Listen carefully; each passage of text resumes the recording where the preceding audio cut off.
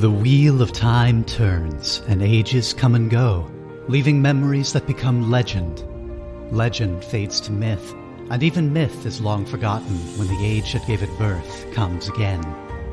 In one age, called the Third Age by some, an age yet to come, an age long past, a wind rose in the mountains of mist.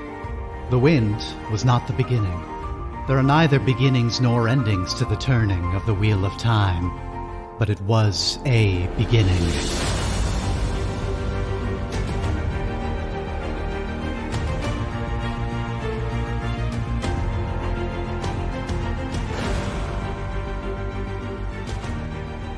The Wheel of Time turns and podcasts come and go. Welcome to Wattcast, a Wheel of Time book and watch club. We are reading through Robert Jordan's epic fantasy series and watching Amazon's Wheel of Time TV show. I'm Caleb Wimble, and with me are Dan Kutinsky. Hey, everyone. And Keeley Frank. Hello. You can find us at wattcast.net and support the show at patreon.com/wattcast. Your support means a lot. Even $2 at the Two Rivers tier helps. But if you join us on Patreon at the $5 Tarvalon tier, you'll get access to special bonusodes where we talk about things like The Witcher with special guest Jerry Barney. That episode is up now, so if you subscribe, you can start listening right away, as well as with all our past bonusodes and new ones to come. Email us questions, comments, and corrections via contact@wattcast.net with the subject line questions. We'll answer them here on the show. For those unfamiliar, this is probably not the best week to start, but The Wheel of Time is an epic fantasy series by Robert Jordan and Brandon Sanderson. We've read through the first book, The Eye of the World, and watched the first season of Amazon's TV adaptation. Today we're digging into Book 2 of the series, The Great Hunt, chapters 11 to 15. So if you're just starting out with the series, I recommend going back to our very first episode, and if you're just starting out with The Great Hunt, check out the one right before this one, if you're intending to be reading along. So, what happens in chapters 11 to 15? Well, as briefly as possible, we basically have two parties going two separate ways. We've got the group led by Ingtar of Shianar, leading Rand, Mat, Perrin, Hurin the Sniffer, Loial the Ogier, and a whole host of others on a quest to retrieve the Horn of Valere, which is part of the Great Hunt, because it's been stolen by Dark Friends. And Padan Fain, who was broken out of the prison at Shianar. So that's our one group. We've got them on their journey, trying to track down these Trollocs on their path of destruction. We wrapped up last time with them encountering a Murdral nailed and killed and nailed up as a warning or something on the door. So that's where we pick up with them. And then we have Ingtar telling Rand that he's the second in command at Lord Agelmar's wish, I believe. Either Lord Agelmar or the Amerlin seat. And Ingtar gives Rand this wrap bundle containing the dragon banner from Moraine, who is insistent that he have it. And then Perrin and Mat finally find out that Rand can channel. And Matt is just generally being a shit about it, as with a lot of other things. As he is slipping back into his dagger diseasedness and in the equivalent of withdrawal state here. Meanwhile, Egwene and Nynaeve are headed with the Amerlin's party to get to Tarvalon, where they can begin their training. And Verin Sedai gives them a lesson in that along the way. Moraine disappears, as Moraine sometimes does, before the party boards a ship to Tarvalon. Egwene is starting to learn new things about her abilities. Nynaeve is reluctantly taking lessons in the power as well, when she finds out she can maybe skip her novice stage and go right to being an accepted really soon, because she really doesn't want to be doing chores, scrubbing pots and cleaning floors and stuff like that. Then Rand, Hurin the Sniffer, and Loial wake up to find all the others missing. They seem to have traveled through a mysterious stone, a portal stone of some kind, not to be confused with the way stones or the way gates, especially because maybe, and we'll get into this, maybe they are the same thing in the TV show, even though they're two separate things here. I don't know. We'll find out. Anyway, they've been transported to another world. They're trying to find out how to get back. This seems to be a world of things that might be instead of things that are, like an alternate timeline reality world. And Rand tries to get them back using the power through the stone. He doesn't know how to do it. These stones are things from even before the Age of Legends, we learn from Loial. After their disappearance, now that the party on the Great Hunt after the Horn doesn't have their sniffer anymore, Hurin, who's able to smell violence and track the violence that way, Perrin reluctantly reaches out to the wolves and is good and is finally embracing or not embracing, reluctantly giving into his wolf brother powers and using that to track after the Trollocs as the wolves help them on their way and greet him as young Bull. And they head south to where the captured villagers have all been murdered. Verin Sedai catches up with them, claiming Moraine sent her. So Verin is getting around a little bit and becoming a much more pivotal character very quickly. And and then that Rand, Loial, and Hurin continue their journey, and we have another Baalzamon nightmare. Is this maybe the first one for Rand, since he thought he killed Baalzamon, and Baalzamon sort of demonstrates his power over Rand in the dream by having Rand's own sword burn him, leaving a heron branded across Rand's palm, even when he wakes up. And I think that brings us roughly up to date, skipping a lot of details. So, Keeley, what did you think of these chapters? I guess starting with what stood out to you the most, and what did you like the most or enjoy the most about these? I like that they're just continuing to be, this is kind of like a darker book than the first one. So, I mean, it starts off with people getting like flayed alive. So it's definitely darker. Some of the decisions that they're making just again are like, why are you doing that? Like, it makes no sense to me. Mat is being really annoying the entire time. He's just like, the decisions that Mat makes, it just makes me so much happier with the Mat in the show version. And I thought there was a conversation between Rand and Perrin in chapter 11, and Rand is talking to Perrin about how, like, I'm the same, like, we're still friends, whatever. And Perrin was like, oh, you've changed, and like, you're talking to yourself, and like walks away. And I was like, so have fucking you, yellow eyes. Like, why? That seemed like such a dumb thing to say. And I think like later on Perrin does have like this internal monologue about how, like, well, I have changed too. And it's like, yeah, you all fucking have. The world is ending. You left your hometown for the first time ever. Like, that's what happens when you grow up. But that just kind of was like, again, like that stupid, it just read as younger than they are. Yeah, and it more like adolescent. Yeah, and at times it's like, okay, it does kind of suck because they have to be older than they necessarily want to be. They can't just be like, typical older teenager, college age, whatever the hell they're supposed to be. They have to make these huge decisions and, all of that. And I get that. That's like traumatic or whatever. But also, like, grow up faster. Stop having these stupid conversations and being jealous of each other over stupid shit. So that was still, those relationships are really annoying. I did have a question though. At one point, there's like a little section where it's Padan Fain's perspective, and he's talking about how, like, he's lost the ability to track Rand at different points. And does that happen when Rand is like using the void, or is that something totally different? That really stood out to me, and it took me a minute to remember exactly why, and then it sort of clicked for me. I don't know if you have all the pieces on a first read at this point to know. Dan, what was your impression of that? I assume that's when he's kind of becoming his dragon self or whatever. It's like whenever he's touching the one power or like started to channel, he can kind of blind out people tracking him.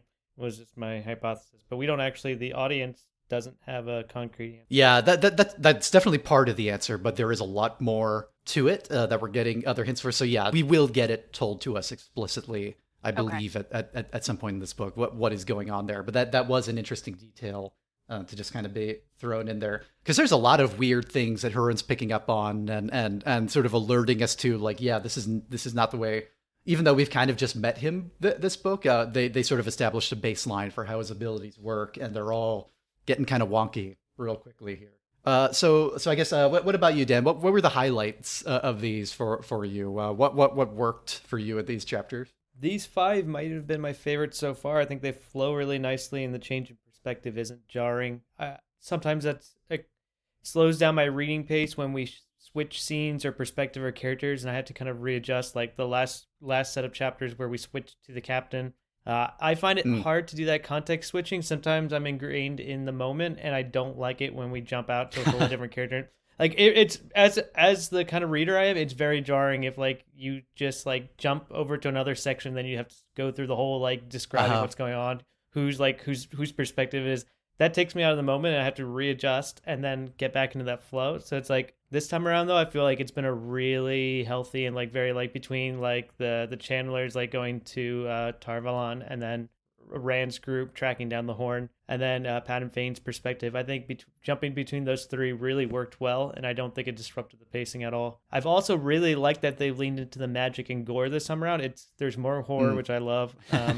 So it's darker. It feels more violent and almost Game of Thronesy with like some of the descriptions like we got last time with like him being with the fade being like nailed to the door was like that was a great like it kind of sets the tone there. I feel like Trollocs are more they're not as like fantasy like now, and they feel creepier. The whole murdering of the villagers and everything this in the set of chapters was like really eerie, and like it just there's more weight to them. I don't think even the show has touched upon this as much yet. A little bit, I think, in the second episode when they're shown eating each other, or like it's dragging off a person or another. Like I think the Trollocs get into a fight and it either eats another Trolloc or it eats a person from the village. I know what you're talking about. Yeah. Because I think before that, I think that's the only indication we've had up until now in this chapter that like they kind of eat like human flesh and everything, and they're almost like zombie-like a bit. And it's like it adds a layer of creepiness to them that they like have this like diet. So I love that, and I like the magic. I'm not sure about the whole like Ways 2.0, but I do like that we're getting into like more of like I'm glad Perrin's like not being an ass about his abilities. He's tapping into the wolf side. I love that they're the women are starting to learn to channel. I think one of Jordan's biggest strengths is when he starts describing magic and kind of all the stuff you can't normally see. I think he's really utilizing the book format well, because it's like some people don't recognize that as like one of the best abilities of a book is you can describe stuff that like normally would be hard to kind of like manifest, and like the void and this concept of like going to this like meditative state for when you're channeling when the women are doing like the whole flower sequence and all that. He has a really fun and peaceful way of like describing magic that feels very tangible and like touching the power and like the rippling of the water effect. Like all of his descriptors are really clear, and they don't sometimes if handled poorly can kind of draw me out of the moment or get me bored or like kind of confused about what the image I'm supposed to be like seeing is there. But I think he does a very good job of that. So yeah, definitely huge fan of these chapters. I think it's a little bit of deja vu because the first season of the show, I don't know about you both, but I feel like we've had a lot of this already because they pulled it into season 1 of the show. That's that whole moment. Yeah, like the Emerald seat meeting the two women, we get that like with Nynaeve and Egwene is done in the middle of season 1 of the show. So they push a lot of this stuff forward. So I feel like we've already had like the three of us have already seen a lot of like what's now being like laid out in Jordan's book. I think one thing that is working much better for me in these chapters too, in addition to things you talked about, and we got into this a little last week, but Jordan is feeling more confident in some of his story craft, and that's maybe more the editing more, getting better, like doing more drafts, or just feeling more confident the first time. I feel the mysteries are much more interesting to me this time around. Like they're being seeded better. We're getting a lot more the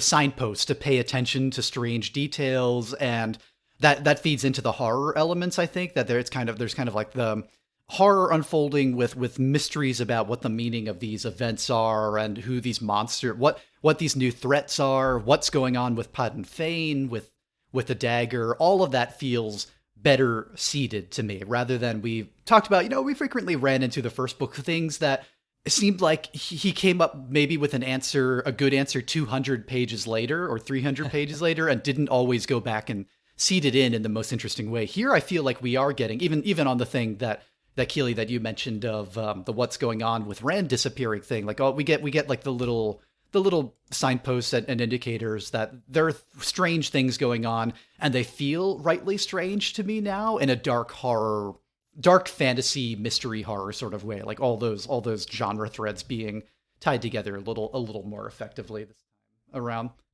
Yeah, but it's also been like a little frustrating. I mean, a lot of the stuff in this book, I'm like, why was this not in the first book? Like, it would have just like the first book felt, to your point, I think it's much more tied together with like the mystery and the narrative flow, and it's like the first one just felt very sloppy in a lot of areas because the world building felt like he was just not giving it to the audience. It wasn't like it was supposed to be building; it just felt like it wasn't there. And now he's describing a lot of core mechanics that I feel like should have been in the first book, and it's like the level of investment that was hard to rally sometimes for Eye of the World is 100% here. It's just like, I don't know if it's just like to your point, it was like a first draft kind of mentality. And now that he has so much context laid out, he can start to kind of build and describe things better. Yeah. Or maybe he didn't actually know, and he was like kind of making it in the draft, and now he has like answers, so he's starting to like lay them all out. But I'm baffled by like, I'm like, some of this should have been revealed in the first book, and now we're getting like some solid answers between Moiraine and others, and there didn't seem to be a logical reason for why they were excluded from the first book.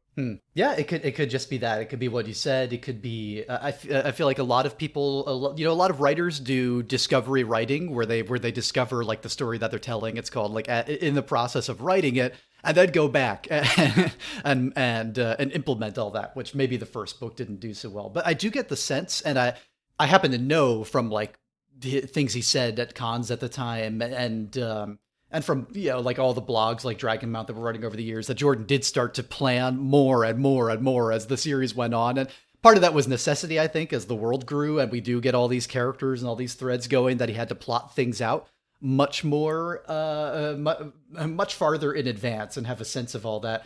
It's possible Eye of the World, he knew where he wanted to go broad strokes, but didn't really find what those things were, or build the world out until he got there. And it does feel the world is really coming alive in some ways there, even if we do still have a lot of the same character frustrations about the kind of adolescent acting leads. Yeah, I completely agree with Keeley on her point about Mat. He's the most unlikable character I've kind of encountered in a book in a very long while. There's nothing likable about him, which is so odd, because it's still like, it's almost leaning into it harder, where it's like they're polar opposites from the show version to the book. It's like they went to extra lengths to make him more interesting, because I can't stand the book version at all. Like, it really hurts to read his lines, and like any scene he's in, you just want to punch him in the face every time he shows up. He'll get there. He'll get there. There's a good reason he is like the fan favorite character of the books. I'm waiting for it. winning those polls. Yeah, but it takes a while. It takes a while for him not to suck completely at all times. Yeah, it felt like it feels like an overreaction to the way that people are treating Rand, and then to how Rand treated Mat and Perrin and Loial, when he was like, "Yeah, you guys should leave me alone," whatever. Like, Mat is just so stuck on this, like, well, Rand is different and people respect him and they're calling him a lord and fancy Rand. It's like, maybe if you weren't such a dick, people would be nicer to you. So everything But I think it goes beyond even Rand, because he's such an, like, when Perrin's like getting the vision or whatever, and like he's getting, like, he's connecting with the wolves or whatever, and it like makes him nauseous because he's seeing stuff, and it's like he's trying to be helpful and doing stuff. Like, Perrin's been a lot more mature this time around. But like, Mat just kind of like strolls up to him. He's like, "Oh, you're getting sick. Not you two. I can't take care of both of you." Like, Rand's like off for doing his lord thing. It's like, I can't take you doing stuff too. It's like, what? Like, what? It's like stuff is happening right now, and Mat's just like so selfish and self-absorbed, and just whatever he's on, he's just like, "Oh, I can't handle you being nauseous right now. Like, what are you doing?" And it's just like, I can't remember exactly what the dialogue is, but like at one point he like suggests, it's when Rand and Loial and them were sleeping near the rock and like disappeared, and Mat comes up and he's like, "Well, maybe they ran away." It's like, I love that Ingtar, whoever responded, was like, "The fuck are you talking about?" Like, are you kidding me? And then Mat is like, eventually just decides he's not going to overshare or like say anything else. But it's like, why are you here if not to just piss everyone off? Like, and Perrin's like secretly wanting to like push him out of the way or like interrupt, but he knows Ingtar's there, like observing everything. So he's like, he pretty much wants Mat to shut up. And that happened all the first book. Every time like they have something, information they're not supposed to share, it's always Mat that's gonna overshare it, and they always have to worry he's gonna like reveal something he's not supposed to. It's just like, he's the worst kind of character. Well, this is a problem, maybe, that I feel like 80 to 90% of the time we have known Mat in the book now has been under the influence of the dagger that turns people into selfish, paranoid assholes, to a point where then they eventually kill everyone around them. And now he's in like, he withdrawal from that, maybe, / the whole reason he's here is he'll die if he gets too far away from that dagger. And that's a lot of pages at this point to spend with a main character, granted not a perspective character really yet, who is just partly magically an asshole in such an insufferable way, and they can't. And he's their friend that they grew up with, so they can't get rid of him. They're obligated to tolerate his bullshit and keep him alive and try to save him by getting this dagger back. But it is a long time to put up with that. Well, even in the beginning though, like Jordan did not do a good job of like the show did a fantastic job of establishing he's like this. Yeah. He's got his own problems as a character. He has like some flaws, which kind of fleshes him out. But he also is like, on the other hand, he's like this caring brother who cares. Like he has an alcoholic mother and like a neglectful father, and he cares a lot about his younger sisters. And that's a really fun perspective because he feels well-rounded. He doesn't just care about his sisters. He's also kind of a bum who is bad with money and has his own issues and all that. And he kind of just like, he's a little lazy, but he also is like really clever. He has some fun dialogue. And in the books, he gets like, he's like the Lord of the Rings, like Perrin or Pippin and Merry kind of like comedic relief. Mm-hmm. He's not that funny. He kind of jokes around for a little bit and pulls pranks, but he's not an endearing character, and we barely got any time with that. So it's like Jordan didn't set him up as this like lovable, caring person to show that he becomes bitter. There's not a good transformation arc. He's kind of just like this side character who instantly becomes this asshole that you don't care about. So it's like I don't think he really had that transformation go very well. No, the show change was great. And that context in the first episode was so much more effective, I thought, than the, giving Perrin a tragic dead wife backstory for intern. I mean, you could see what they were going for with both, but one misses pretty hard, but the one with Mat, just like you said, it gives so much more understanding of who he is. It shows he has a heart of gold right at the beginning, and gives something for him to change into. It's almost like if you have if like you mentioned Perrin and Merry in Lord of the Rings, if you had like only those chapters of Two Towers where Sam is in Mordor and being an absolute asshole to Smeagol and just like a real nasty piece of shit to him, if that were like 90% of Sam instead of the Sam we all know and love and had the whole rest of the time, I totally agree. That's it's maybe a problem for writing the character this long. Yeah, and I think like you said, like an issue that I have with it though is like with almost every fucking other character at this point, we're getting at least a paragraph of their kind of inner monologue. Mm-hmm. Like even Padan Fain saying that, like, oh, he's got the dagger and it doesn't seem to be impacting him that much because he's already kind of fucked up from being a dark side for like 45 years.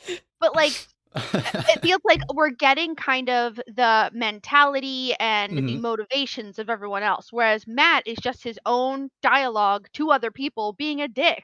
And so it's like if we had that backstory that like the show gave, which I think Caleb, you said at some point they do talk about his family more. It's like he was more relatable in the show because I mean, like my mom was an abusive alcoholic and I was parentified really young, so I totally get his character. I have not murdered my wife. I don't get that character for Perrin, so it's just like they made him more relatable with that. Whereas with Perrin, they just kind of like they gave him something so interesting and complex, and then we're just like, you're the kid that's traumatized. You get nothing else. Your eyes turn kind of yellow. More trauma. Like you're just a trauma dump, and so that just like that really sucked. But I am happy that like the book is giving us more of Perrin, and like he is using it, and like his dialogue with Ingtar, where Ingtar was just like, oh shit, like I've heard about you people. Don't fucking tell anyone, but this is sick. Like like I thought that was wonderful. Like an adult being an adult in this moment. Yes, I love it. No overreaction. It was beautiful. I agree. The Shyanarans are just so chill in general compared to a lot of people in this world. Yeah, they're like and they have sensible and understanding and heroic and they got like, and they have like their own customs, and they're not like completely overreactive, and they seem to actually pull their weight, and they're not like fodder for like just killing off because they actually seem pretty capable. So it's like I'm a little like mad, well not little, you know how much I don't like the showrunner, but I'm like, you just killed off their entire group in the season finale. Like all the soldiers died. You had like the whole vortex of like lightning come down and everything, but all the soldiers are dead, it looks like. Like Amalisa's dead, Agelmar's dead. Everyone's dead, so I'm like, what are you gonna do? Like there's so much setup, like they have such rich characters they were building on the beginning of this book. I'm like, what are they gonna do with them? They're not there. Uno's dead, right? He was one of the ones who died. He's here in a big way, but he died in the throne room protecting the... Was that Uno? Did he get named in the, or was he a random? I think so, because I think Nick was upset about that because he really liked Uno in The Great Hunt, but it's like, well, no, Uno. Everyone's dead. in season 2. Oh yeah, I was gonna say that I think it was either Uno or the other like sidekick dude in the show in Faldara. One of them had like a stupid dialogue moment where they're like walking onto a balcony, I think, to like overlook where the wall and the barricade is, and I forget what he says, but it was something so cliche and stupid about like I could smell battle in the air. So it's so fucking stupid, and I was like, you've made some choices with the dialogue in the show. But anyway, choices have been made. Okay, so on the Fain thing, just to be clear, because I am uncertain now. Did we read the Fain's perspective chapter this week? I'm having trouble finding it at the minute. Was that one of these? Yep. Yeah. Okay, so what do we think? That was I thought it was very interesting in a like darkly funny sort of way to see like the Trollocs cowering from Fain at this point, and everybody else just utterly freaked out by this character who before went from being like, just from our perspective, harmless peddler to being like this really beleaguered and bedraggled like vagrant figure to becoming like increasingly this monster. And I have this image, I forget which. Oh, I have almost the Lilo and Stitch image here of when they come into the pound and all the other dogs are like the much bigger dogs are all terrified, like up in the rafters and just shaking up there, and there's like Dobermans and like all these and Rottweilers and pit bulls up there cowering away from like little Stitch down below, and that, sort of the vibe of this chapter of Fain prancing around his camp. And we don't quite know maybe quite why they're all so terrified of him yet, other than that they are, and even the Trollocs are cowering, and that culminates with him having them eat and butcher and then discard of all the remaining humans because all the captives are slowing them down. So real macabre stuff in that scene, and even these dark friends who are being dragged along and are terrified of him and worry that they're going to be fed to the Trollocs next, and they were expecting much better when they pledged their souls to the Dark One, but at this point, it's not entirely clear that Fain is following the Dark One necessarily, or doing his bidding. He seems to have his own agenda going on.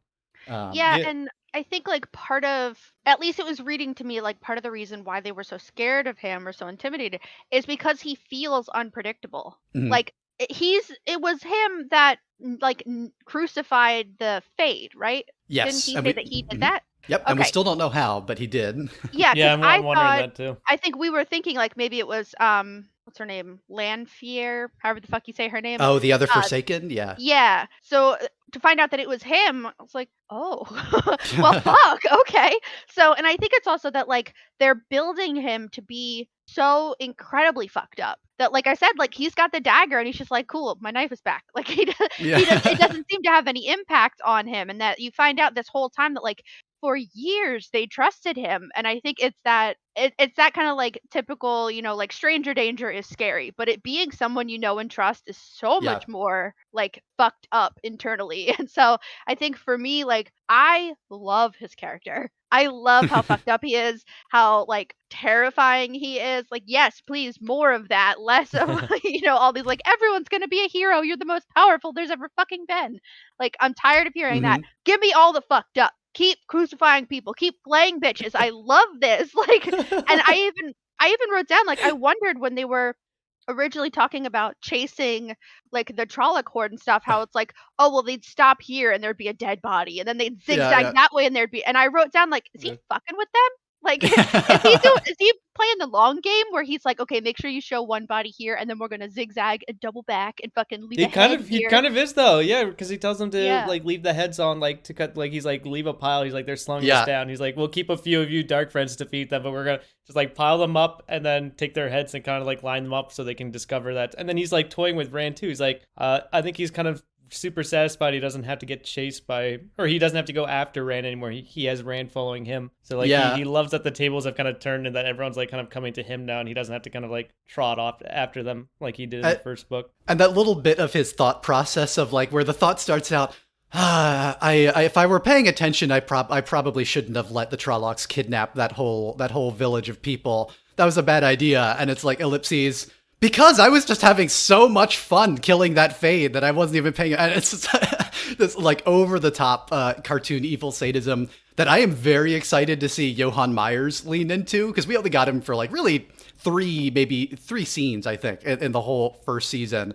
And the way he embodied even like totally fucked up Fain, I am very excited to see him just chew the scenery and escalate the character across this. That makes a lot more sense now too, though, because it's like the first book I thought they were just changing the character a lot, and now that we have this, so you knew this, Caleb, but we didn't. So it's like I see they just sped up his character development, whereas like he's more confident, whereas they completely skipped the whole like shriveled like cell version of Fain who felt more like Gollum. They just kind of glossed over that to this now more swaggering, like crazy, maniacal, powerful Fain is like seems to be the direction they're now like just going. Although we do have the Gollum element here still, in that there's a couple times where he's thinking like a couple times he woke up in the morning and he was that other person. He was that old weak Fain that he despises, and like which he seems to think of as a different person. Now it's doing that, you know, that horror or fantasy version of like a split personality thing, but more in that Gollum Spiegel way. It's in where this one personality is able to dominate more now that he has the dagger back, which he also sort of he's not quite doing the My Precious thing, which he was doing at the end of The Eye of the World, but he thinks of it as a part of him. I think we get in a couple times, like it's like an extension of him. Oh, and he's also, I guess, importantly, he hasn't figured out how to open the box that the great horn, or that the horn is in, the Horn of Valere, because he's eager to use that for himself too. Almost more for the fun of doing it, I think, than anything. I'm not really sure at this point if he is a man with a grand plan, or if he's more of the Heath Ledger Joker in the Dark Knight vibes, which is very much, I think, of what I'm getting in this chapter, the set of perspectives. Well, I'm a little confused. Do you either of you remember? Is there a puzzle to opening the box that they mentioned? Because I didn't realize it was like specially locked. I was wondering about that, and then when they're like he can't open the box, I was like, okay, so that kind of gives them a narrative reason to like hold off using it because he can't access it yet, even though he has it. But I don't remember them mentioning if the box was like specially or magically sealed from anyone just opening it. I think it was a brief. I could be wrong, but I think Moraine sealed it, or one of the other Aes Sedai as she put it back in, but I don't remember for sure. That was not a passage that stood out to me at the time. So no, I don't remember. But is anyone else picturing that this box is just the lament configuration? Yes, yes. That is all I can fucking picture. Anytime that they talk about this fucking gold box, I'm like, okay, Hellraiser, that's what this is. Yeah. I now know what it looks like. Because they haven't said, how big is the horn? Is it like little? I don't know. It's like kind of like a traditional horn, at least be a sizable horn. I don't know. Like horns aren't that small. Either the box is like Hermione's bag where she pulls out like everything from it, or he's got this big ass fucking gold box that I feel like would be kind of hard to hide with him. Is he carrying it on him, or just like he could have it in his bag? That's not like a cube he's pulling out of his jacket, though, is it? I was picturing more of like a chest box. I always pictured it a certain size because it's on the cover of the book, but those paintings are so wildly inaccurate so much of the time that I have no idea if it's actually that size. Like, for one thing, it shows Loial being like 5 or 6 feet tall on the thing, and it shows the Trollocs as people in horns in the version I grew up with. Although the horn looks the same on the new cover that you have too, Dan. Actually, I'm looking at it now. Yeah. Yeah. It's a little bigger though. Like it's a sizable horn he's holding. You would need a pretty big box, especially with like I don't know if they described it this way. I was always picturing like a hunting horn, like a goat horn. But they have it kind of like more like wrapped around like kind of the ornate. Yeah, it's like a French horn. Yeah, I was definitely thinking it's like one of those giant like horn Viking mug things you get from the Ren Fair. Like that's what I was picturing, not like an actual like. Okay, I also played a risky game of Googling it, so now I'm gonna get spoiled on everything. But okay, that makes more sense. It wouldn't necessarily look as out of place as I was imagining it would. So one of my just favorite little bits as will become maybe a recurring motif when Perrin and the rest of them are dealing with the aftermath of the disappearances here, and then a speck appears on the horizon like horse and rider.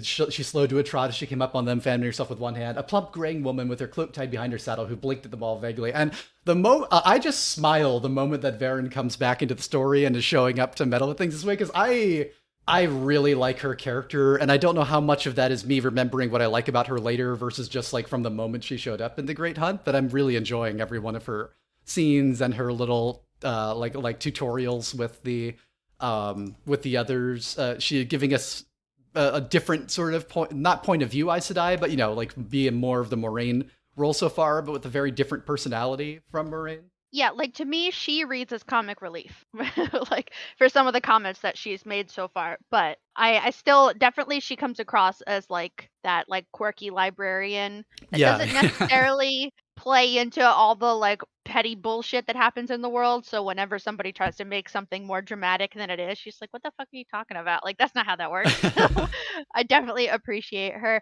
But now so she said that Moraine sent her to them. But so we know Moraine and Lan took off, and then Leandrin took off after them. So where the fuck are they going? Good question. I assume they're going after the women, but I don't know. After which women? To Tar Valon. Oh no, they abandoned them. Never mind. They left. Yeah, so no, I don't know what the fuck they're doing then.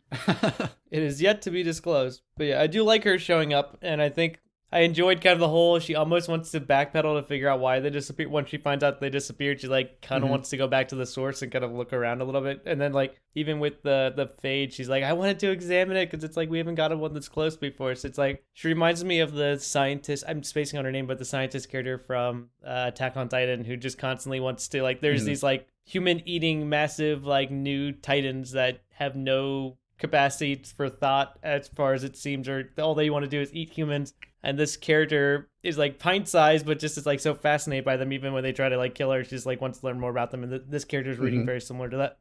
Like even if there's danger, it's like, ooh, like we haven't documented this before. It's like I want to take notes. So it's a fun character dynamic. Yeah, and it's useful to be that librarian and/or scientist archetype who also has like these incredible magical powers to use if need be, and protect herself in any of these situations. Although maybe not necessarily everyone around her. It was I enjoyed having her butting heads with Nynaeve a little bit. Nynaeve is still not quite I think she's not quite caught up to show Nynaeve yet in terms of personality. And we'll see how things go as that dynamic that continues. But it was cool to see more of the explicit of what embracing the power is like you talked about, Dan. Any other thoughts on that? I feel like Egwene is still still not really coming across in here either as like a full and fleshed out character. She feels kind of the generic protagonist sort of thing in a way that that often like Rand has been throughout large stretches of the story. And almost in this scene, she's almost just like an observer for the Verin and Nynaeve dynamic. She's kind of just happy to go along with the Aes Sedai to some extent, I guess. So she's not really the one who's making decisions or really part of the conflict in her perspective chapters so far. Or I guess a little more at Faldara, mostly around the hiding Rand stuff.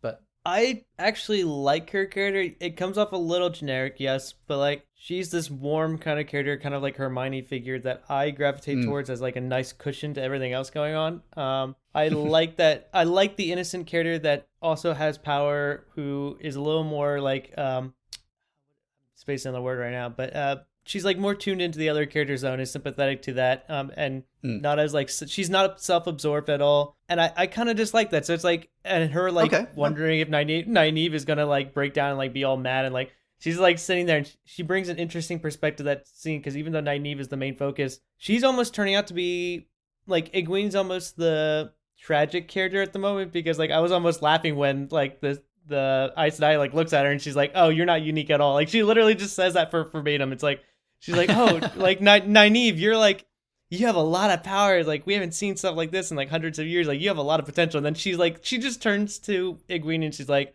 and you're not unique. She's like, well, you're the one of those cases, like Nynaeve is a fringe case, but you're like one of those cases where it's like you jumped into it headstrong and you have no fear around it. And she concludes that with, and you're not like unique.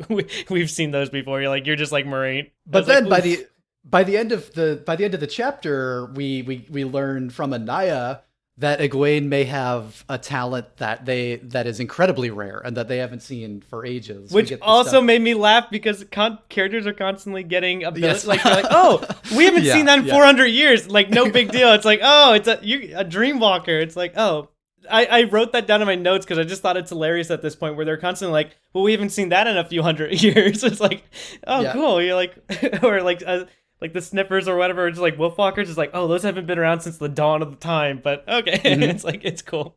It's like, glad those are now reoccurring. It's like we've waited a few millennia for those to reappear. Well, and I like that they talked about, I think, is this the first time that anyone has mentioned what they call the Wilders? Yeah, I think by name. Yeah, women that can somewhat control their abilities. So, like, they're saying that that's what Nynaeve is. So I thought that was kind of interesting. And then they introduce Sheriam, who's the mistress of novices in Tar Valon, because she's basically bullying Nynaeve into practicing by saying, like, you're going to have to fucking clean the floors if you don't help.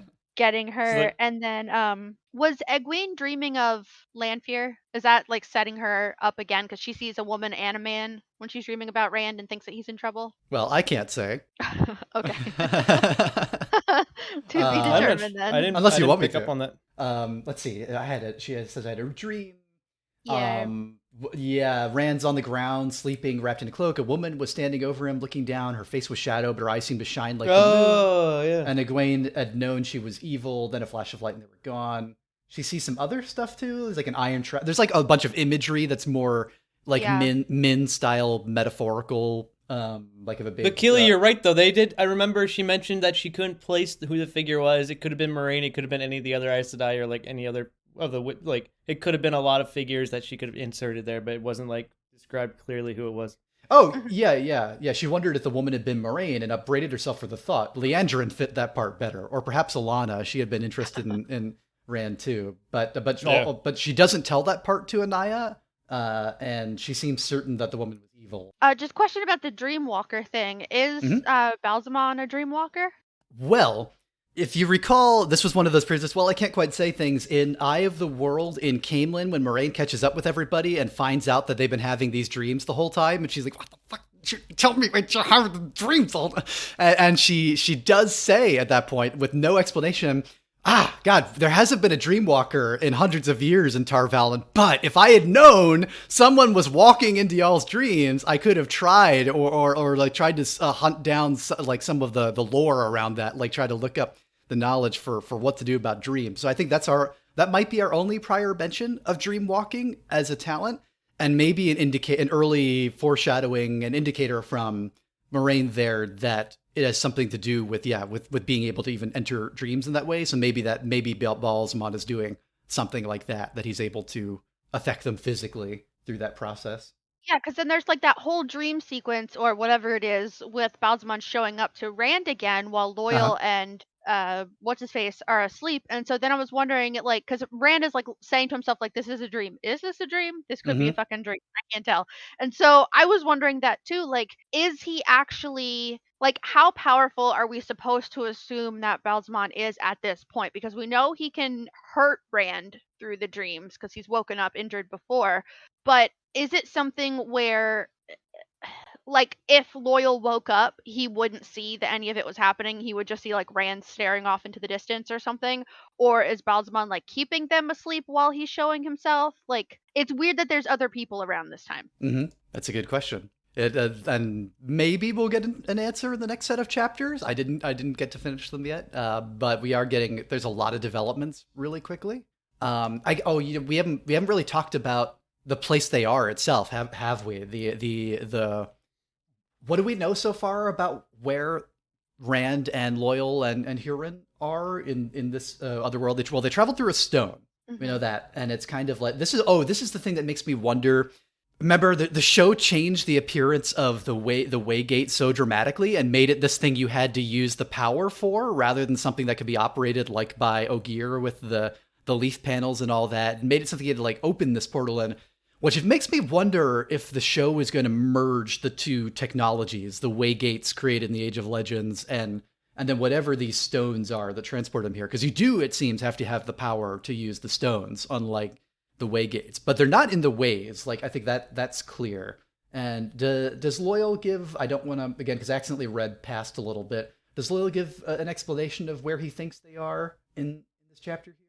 Well, they said it was from what I've gathered, it almost felt like a Twilight Zone, like so it's he did mention alternate worlds. He mentioned, I didn't realize other Aes Sedai could access it yet, because he almost made it seem like it was like a lost form that only older Aes Sedai did. Yeah. Which Rand seems to think it might be only male Aes Sedai that could access it. And then I started thinking if it's like modern technology, because Jordan's starting to hint at that with a few chapters ago with the captain and his like light stick or whatever. It's like, oh, does he have like a modern flashlight or something? He's like, it broke easily, almost caught the boat in flames. We didn't talk about that last time, and I was like backtracking to read that, and I was like, okay, I was like, is there any modern technology that fits this pattern of like something you can access and like transport? But I'm like, no, because they're in an alternate plane that seems more dried out. Like they use laundry as a descriptor, like laundry that's been sitting in the sun too long. Everything kind of looked like bleached out or like whited out. It was like more of it's a all kind out. of dead and empty. Yeah, There's like a dead zone. any... Yeah, and they just said the woods so far. And they talk a lot about the water, that like it's drinkable, but there's nothing living in it. And how like even the horses don't like how it fucking tastes. But it was also weird that like if they look around too much, it gets like hazy and they get dizzy. So they have to like keep their head down the whole time. So that's what I was wondering. Like, are they on like an alternate timeline or something? Like, where the hell did they go? But then Hurin is having like a really hard time. Is that his name? Okay. Yeah, he's having a really hard time following the path, and he says that it's like he has like a memory of it, but he can't really like figure out, is he smelling it or is it a memory? And then I was wondering, like, are they somewhere where a battle has been in the past that people haven't been to in a long time? Because he said like it feels like people died like right now, but there's no one here. So yeah, I was wondering. Yeah, I was surprised the characters didn't pick up on that right away, because it seems like they're able to, so the way he described it and the lack of connection that they had, because he's like, oh, it's like, I mean, where we were in that spot, there was no sign of like battle or like loss of life or whatever. Yeah. I was like, is he not putting together, it's like ages past, so it's like a mesh of like either before or after. It's like a mesh plane of reality, because it's like, it's clear that it was like a war that was fought like way before where you were. It's like a time thing. He's like seeing timestamps from like centuries ago. Or at least like in the past, he thinks he still smells the particular violence they were tracking too before, like that's still there, like the Trollocs and Fain. Yeah, but with the idea of like alternate worlds, do you think they could put it together that it's like kind of a mesh reality they're in right now, where it's like they're in a reality between realities, so they're like experiencing multiple layers of time and event. This is an interesting kind of portrayal of Loial at this point, because typically he's been like, I fucking know everything, let me tell you everything, whether you want to hear it or not. And now he's just like very quiet, like, I think I know what's going on, but I'm not going to share it with you. I'm just going to act mysterious, and then I'm going to sing to the trees to make a fucking weapon. Yeah, which he's I thought making was cool, weapons now. Yeah, but it was also like, ooh, like you're supposed to be like solid and with it. And if you're kind of freaking out, I feel like everyone else should be freaking out way more than they are. Yeah, his description of like energy and trees being connected to the source but not having their own thought. And then they go back to the whole. I thought it was a really cool character growth moment when he's like describing all this. He's like the energy and connected life forms and all that and the flow of life. And then Rand in his head is like quoting Moraine without like, he kind of almost like sort of regrets it, but he's like the wheel. He's almost saying what Moraine's line of the wheel we use as the wills. And I was like laughing, but I was also like, yes, Rand. He's just like, there's a lot of fun Rand moments where it's like very satisfying arc like development, like between that one and then when he's like, I wish I had Moraine to talk to. I'm like, you motherfucker! You spent all of last book. Like, I noted that down because this was like a little while earlier, but he's just like, I wish I had Moraine to talk to. And it's like, you spent all of last book, every chapter, bitching about how you want to get away from her. And now he's also defending Aes Sedai too. He's like they were worried about the Aes Sedai coming up, but like him or Perrin, I think it was Rand was just like, oh, Aes Sedai aren't all bad. It's like, he's like, they have their ways, but they're not going to like kill you or whatever. He like brushes it off. So it's like, Rand has definitely changed from the first book. And it's kind of funny. Like there's a lot of irony now, like his thought process now versus like in the first book. Yeah. But I was just like, you motherfucker. You gave her such a hard time. So this whole like section of the three of them being together, I have such mixed feelings about, because Rand is finally like being chill, where he's like, okay, I have to take control. I don't fucking want to, but I'm gonna, because these guys are freaking out and it's gonna make me feel worse. So he's kind of like, I will figure this out. I don't know what the fuck I'm doing because I'm still like 18, but I will figure this out. But then also, did anyone else get so fucking irritated that they're like, how do we get back? I don't know how to get back. I know. Let's ask Padan Fain and the Dark Friends when we find them, as if they won't fucking murder us. Like, are you kidding Oh, I me? think I missed that. I hate that they're like, well, we just have to find the Dark Friends. If they got here, then they can tell us how to get out. We'll just wait till we find them and we can get the Horn and we can ask them and we can be fucking friends. And it's like, that does not make sense for this whole fucking thing. Do they think they're going to be friends, or I thought it was more of they were No, going to that's like... me being an asshole. Well, I mean, but like, I mean, it's a good point though. It's like, do they think they're going to interrogate them? Or I almost thought it was like they're either going to like observe how they exit or just like trail them down, or they're going to steal the Horn, like capture Fain and then try to get him to talk about like how to escape from there, because eventually Fain would want to escape that plane. I don't know. They don't really have a lot of options right now, though. It's no, but it's also just the three of them. I'm like, how do you think you know how many, or an estimate of how many Trollocs you saw them fucking crucify a Fade, and your dumbasses think you can go up and capture him and also just ask for directions? Like, it just, that felt so kind of stupid and lazy to me. About, well, we'll just ask. Like, we're not gonna, we're not gonna have Rand fuck around with this rock too much, because then they'll catch on that he's got the power. We're just we'll ask. I do have the sense that it's partly that they are so terrified and and hopeless to the point of breaking about the situation of like, oh, what the fuck, what do we like? What do we do? We're in this other dead world and we can't get back. And I get the sense that there's that it is really, really, really unnerving for Rand to see even Loial this unnerved and have no idea what to do. And Hurin seems like he's on the point of absolutely losing it. Like, just needs to cling to he's purpose. Already confirmed. And, so I feel like to some extent Rand is just like, okay, well, it's something for us to do until we can figure anything out. I kind of, that's sort of the process I got. And he's kind of feeling the same way too, but this is like a lifeline of sanity to be like, well, what else? There's no obvious answers here. Like, no other way out of this. So we'll just continue on with the mission, even if the mission makes no sense at this point and is completely hopeless, because that's like less hopeless than sitting here and, he doesn't know how to channel, and he's gonna figure out this ancient pre-Aes Sedai, pre-Age of Legends technology that even they don't really know how to use. And kind of that was sort of the vibe I got, that it's just like, well, what else are we gonna do? To that point, the Sniffer has already admitted defeat and thinking they're gonna die. Like, he's already convinced. He just wants his wife to be able to find his body. So I do think they recognize it's a dire state. Like, even while they're going, he has like his little chant that ends with them like just going, embracing like the mother or whatever.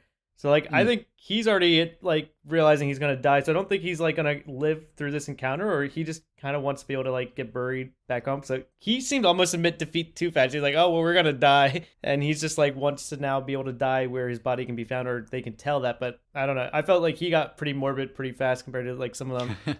He's the game over, man, game over. The first time the Xenomorphs show up.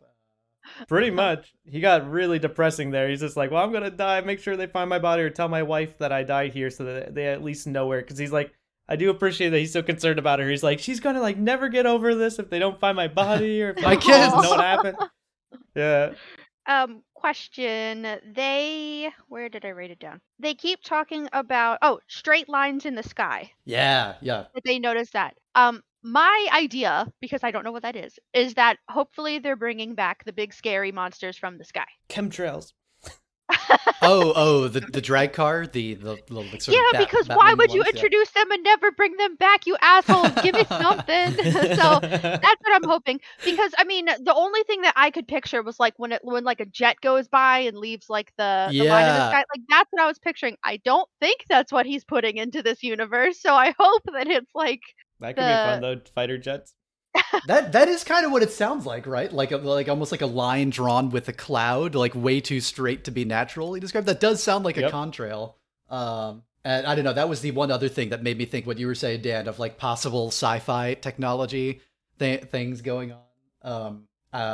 The other thing that it made me picture at first, like I did have to read it a couple times, be like, oh, it sounds like a contrail, was I was picturing, it was also describing at some point how like even looking at the horizon, like there was something weird about it, and the lines, and like seeing these suspiciously straight things ever, that had me picturing almost like computer 3D wireframes, like in, like 3D mesh type thing going on, like oh, is this a simulation sort of thing? Like, it almost had I don't know if that's the intended imagery, because it is so abstract, and Rand is struggling to describe something that he doesn't have words for, and he doesn't want to talk to the others about it because he's not sure if he's starting to go crazy from the Saiyidin taint. Yeah, it almost feels like the video game, like what's the name of the fog you get, like the players like view fog or whatever. It's like the draw distance. They can't look the draw distance. Yeah, it's like they can't look past the draw distance there.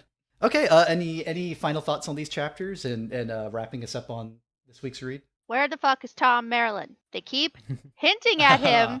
They keep randomly bringing it up. They said it in the first couple. Yeah, his cloak. They said it in the first couple chapters where Rand was like, well, Moraine doesn't think he's dead, or like someone doesn't think he's dead.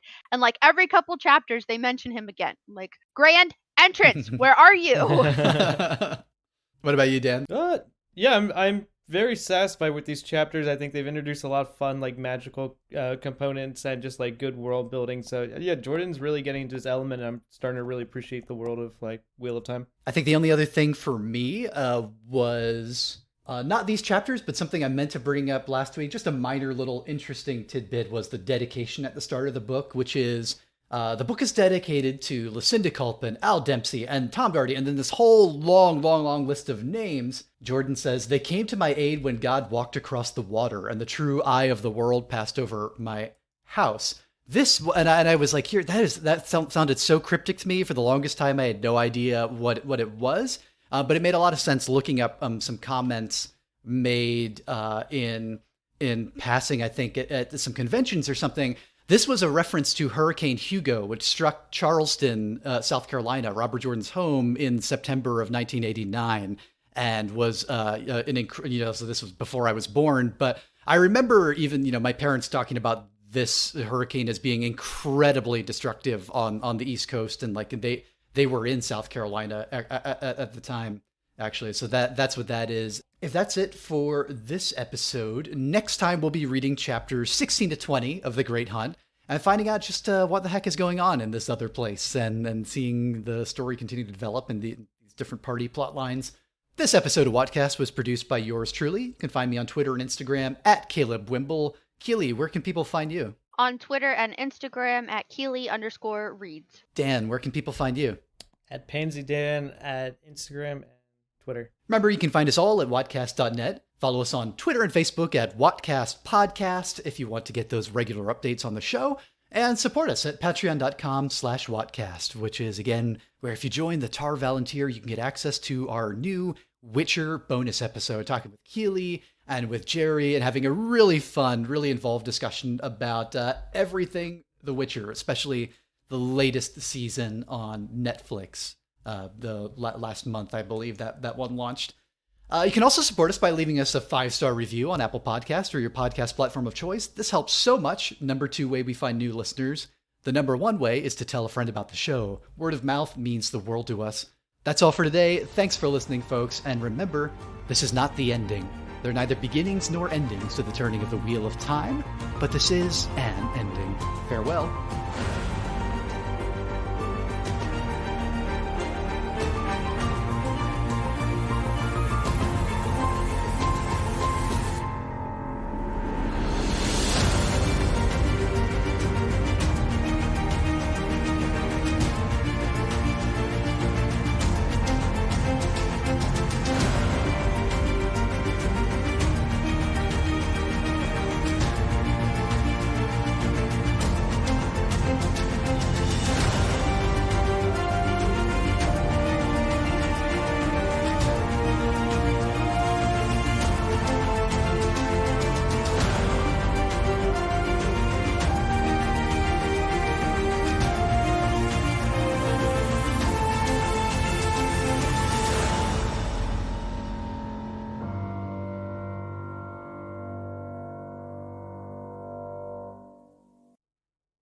I kind of want to. The tattoo convention is coming up in Philly, and I'm like, I sort of really love the wheel weaves quote. I'm like, can I turn that into a design? Because it'd be like, it's such a relaxing quote, because it's kind of like whenever there's like a moment where there's like shit going on, they just kind of like say it. I'm like, it's a clever way of just being like, shit happens. It's like you can't control like the flow of reality.